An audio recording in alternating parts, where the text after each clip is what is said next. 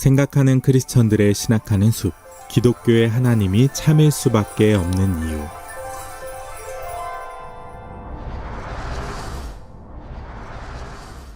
우리는 우리의 인식 기능이 외부의 객관으로부터 주어졌다는 것을 살펴보았습니다.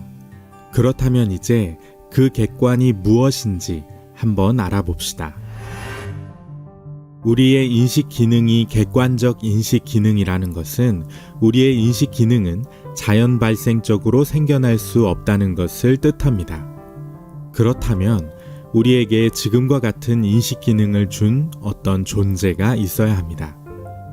그리고 그 존재는 지금 우리와 같은 인식 기능을 소유하고 있어야 합니다. 왜냐하면 만약 그 존재에게 우리와 같은 인식 기능이 없으면서도 그 존재로부터 지금 우리가 인식 기능을 부여받았다고 말한다면 그 존재는 이와 같은 인식 기능을 만든 것이어야 합니다.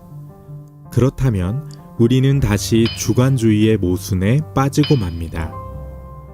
지금 우리의 인식 기능은 자연 발생할 수도 없고 만들어진 것일 수도 없습니다. 만약 그렇다면 우리가 지난번 영상에서 살펴본 대로 진리에 대해 말하는 어떠한 주장도 모순에 빠져버리고 맙니다. 우리의 인식이 객관적인 것을 인식할 수 있는 인식이라는 점은 분명한 한 가지 사실을 알려줍니다. 우리에게 인식 기능을 부여한 어떤 존재는 우리와 동일한 인식 기능을 가지고 있어야 합니다. 그 존재가 이러한 인식 기능을 만들어냈다거나 그 존재의 어떤 능력으로부터 자연 발생했다는 생각은 다시 주관주의의 모순에 빠지기 때문입니다.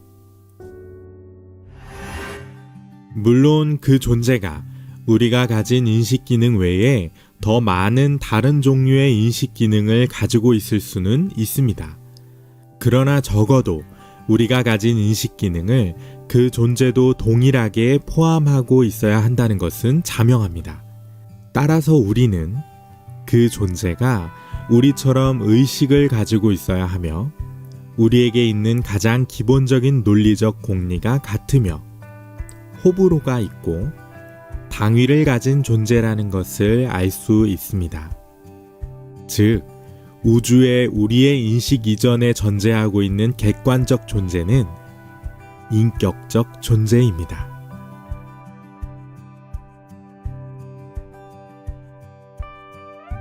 그럼 이제 다음을 살펴봅시다. 우리에게 객관적 인식 기능을 준 그 인격적 존재가 우리처럼 유한하고 불완전한 존재일 수 있을까요? 만약 그렇다면 그 존재는 이 객관적인 인식 기능을 어떻게 갖게 되었을까요? 이 질문에 대한 대답은 앞서 우리에게 했던 대답과 똑같은 대답일 수밖에 없습니다. 즉, 그 존재도 어딘가로부터 객관적인 인식 기능을 부여받았어야 합니다. 만약 우리에게 객관적 인식 기능을 준 존재가 우리처럼 유한한 존재라고 한다면 이러한 질문과 대답은 무한정 반복될 수밖에 없습니다.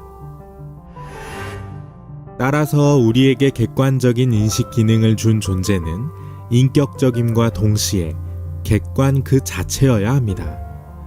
다시 말해서 모든 것들의 총체이자 모든 것들의 가장 바깥을 포함하고 있는 존재여야 합니다.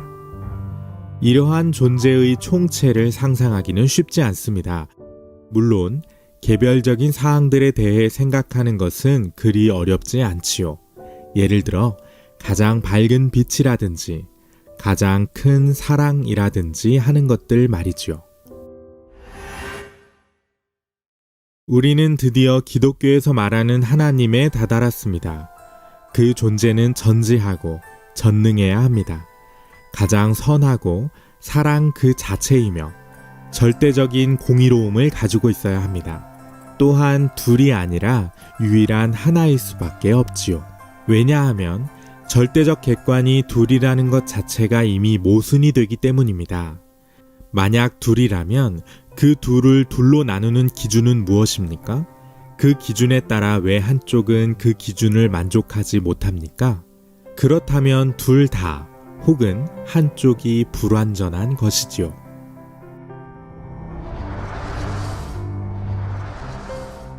우리는 지금까지 긴 이야기를 통해 실제하는 어떤 존재를 탐구해 보았습니다. 그리고 그 존재는 기독교의 하나님과 정확히 일치합니다. 만약 그 객관적 존재가 이야기해주지 않았다면 기독교가 어떻게 유일하고 전지전능한 사랑의 하나님을 생각해낼 수 있었는지, 저로서는 계시의 가능성을 높게 평가하지 않을 수 없습니다.